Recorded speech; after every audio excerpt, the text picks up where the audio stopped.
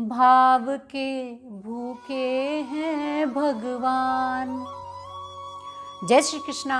हमारी रंग बिरंगी दुनिया चैनल में आप सभी का स्वागत है। इस वीडियो लेकर आई हूँ कि हमारे जो प्रभु हैं वो सिर्फ भाव के भूखे हैं। अगर आप दिल से उनको कुछ भी खिला देते हैं तो वो स्वीकार कर लेते हैं, और अगर आपके मन में जरा सी भी कोई भावना गलत है तो वो आपका चाहे मेवा मिश्री 56 भोग भी हो तब भी वो स्वीकार नहीं करते हैं। एक छोटी सी कहानी के माध्यम से मैं आप लोग को यही बताना चाहती हूँ, तो कृपया पूरी सुनिएगा, तभी आपको समझ में आएगी।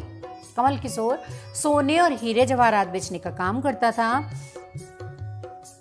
उसकी दुकान से बने हुए गहने दूर दूर तक शहरों में मशहूर थे।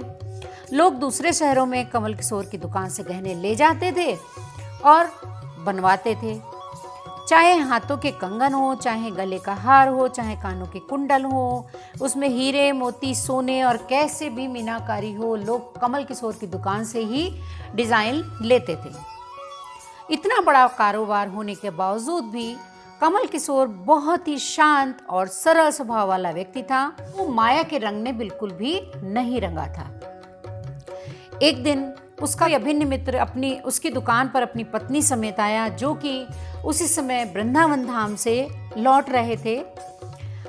तो उस मित्र ने सोचा कि चलो थोड़ा सा प्रसाद भी दे दूं और कमल किशोर से मिल भी लूं। उसकी दुकान पर जब वह पहुंचा तो किशोर का एक कारीगर सोने हीरे से जड़ित सुंदर हार बनाकर कमल किशोर को देने के लिए आया था।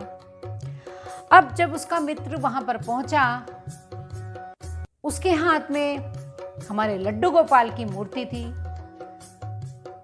उसने कमल किशोर के हाथों में वो मूर्ति थमाई और कमल किशोर ने जो हार बनकर आया था, अभी भी बहुत ही कीमती हार था, वह लड्डू गोपाल के गले में पहना दिया।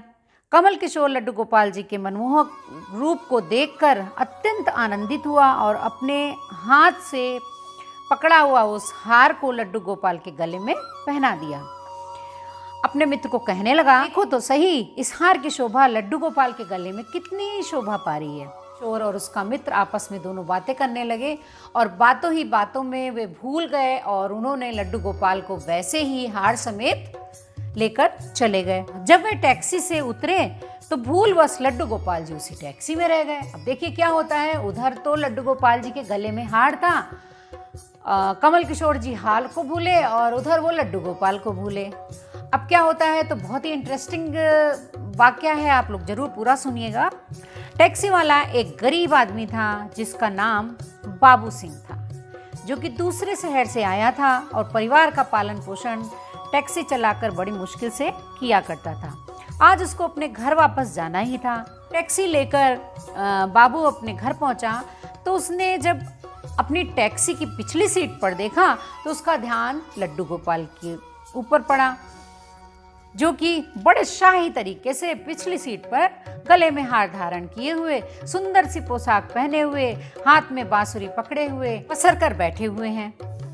बाबू यह देखकर एकदम से घबरा गया, क्योंकि बाबू भी एक ईमानदार व्यक्ति था।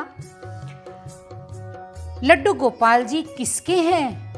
लेकिन वह अपने दूसरे शहर से अपने घर आ पहुंचा था, काफी दूर था, वह सवारी का घर भी नहीं जानता था, तो वह दुविधा में पड़ गया कि अब मैं क्या करूं। लेकिन फिर उसने बड़ी श्रद्धा से हाथ धोकर लड्डू गोपाल जी को उठाया और अपने घर के अंदर ले गया। जैसे ही उसने घर के अंदर प्रवेश किया, जैसे ही उसकी पत्नी ने लड्डू गोपाल जी को अपने पति के हाथ में देखा, उन्होंने झट से लड्डू गोपाल जी को अपने हाथों में ले लिया। उसकी पत्नी, जिसकी 8 साल पहले शादी हुई थी, लेकिन उसके कोई संतान नहीं थी, गोपाल जी को हाथ में लेते ही उसका वात्सल्य जाग उठा। उसकी ममतामयी और करुणामयी आंखें झरझर बहने लगी। ममतावश और वात्सल्य के भाव के कारण ठाकुर जी को गोद में उठाते ही उसको ऐसा लगा उसने किसी अपने ही बच्चे को गोद में उठाया है और उसके स्तनों से अपने आप दूध निकलने लगा।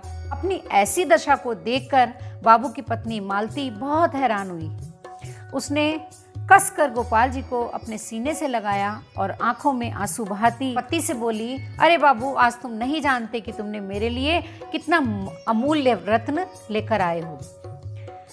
बाबू कुछ समझ नहीं पा रहा था कि मेरी पत्नी को अचानक ये क्या हो गया है। लेकिन उसकी पत्नी तो जैसे बावरी सी हो गई थी। गोपाल जी को जल्दी जल्दी अंदर ले गई और उससे बातें करने लगी। अरे लाला, इतनी दूर से आए हो, तुम्हें भूख लगी होगी। उसने जल्दी जल्दी मधु और घी से बनी पूरी बनाकर दूध गर्म करके ठाकुर जी को भोग लगाया। उधर कमल किशोर ने जब अपनी दुकान पर हार को नहीं देखा तो उनको याद आया कि अरे, मैंने तो ठाकुर जी के गले में वह हार डाला था। और उन्होंने अपने मित्र से जब संपर्क किया तो ये पता चला कि मित्र भी ठाकुर जी को कार में या टैक्सी में ही भूल गया है। लेकिन कमल किशोर एक सरल स्वभाव वाला व्यक्ति था। सरल स्वभाव के कारण उसने अपने मित्र से कुछ भी नहीं कहा, जबकि वह हार लाखों का था। उसने अपने मन में सोचा, कोई बात नहीं, हार ही तो महंगा था और गया भी तो किसके गले में? ठाकुर जी के गले में। उधर बाबू और उसकी पत्नी मालती दिन रात ठाकुर जी की सेवा करते। अब तो मालती और बाबू को लड्डू गोपाल जी अपने बेटे की तरह लगने लगे थे। लड्डू गोपाल जी की कृपा से अब मालती के घर एक बहुत सुंदर बेटी ने जन्म लिया। इन सब बातों का श्रेय लड्डू गोपाल जी को देते कि यह हमारा बेटा और यह हमारी बेटी है। अब हमारा परिवार पूरा हो गया। मालती लड्डू गोपाल जी को स्नेह करती थी कि रात को उठकर उसे देखती, लड्डू गोपाल जी को कोई कष्ट तो नहीं है। ऐसे ही कमल किशोर को व्यापार के सिलसिले में दूसरे शहर आना पड़ा। जिस शहर में बाबू रहता था कि बस जब वो उस शहर में पहुंचा तो अचानक से इतनी तेज बारिश हो गई कि कमल किशोर को जहां पहुंचना था वहां वह पहुंच नहीं सका। और तब बाबू अपनी टैक्सी लेकर वहां आ गया। उसने परेशान कमल किशोर को पूछा, बाबूजी, आप यहाँ क्यों खड़े हो? बारिश तो रुकने वाली नहीं है और पूरे शहर में पानी भी भरा हुआ है।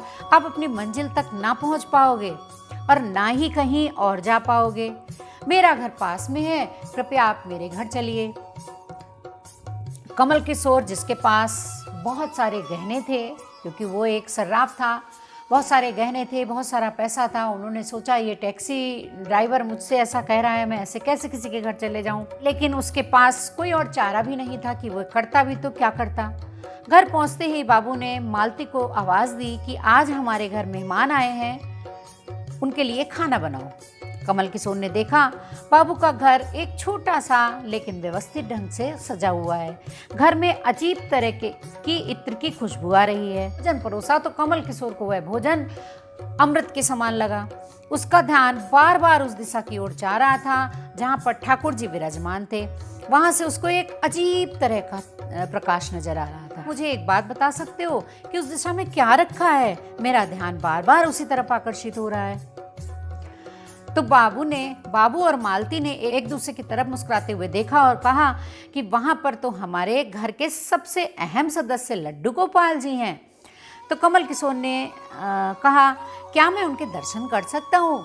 तो मालती उनको उस कोने में ले गई जहाँ पर लड्डू गोपाल जी विराजमान थे। कमल किशोर लड्डू गोपाल जी को और उनके गले में हार को देखकर एकदम से हैरान हो गए। ये तो वही लड्डू गोपाल जी हैं और ये वही हार है, मैंने अपने मित्र के लड्डू गोपाल जी को डाला था।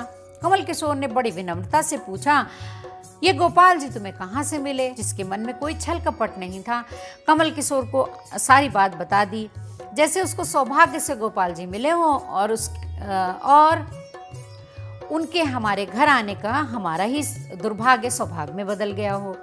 तो कमल किशोर ने कहा, क्या तुम जानते हो कि जो हार ठाकुर जी के गले में पड़ा है वह कितने का है? बाबू को इस चीज से कोई भी मतलब नहीं था कि उनके गले में हार है और हार कितना कीमती है। उसे तो लड्डू गोपाल जी से मतलब था।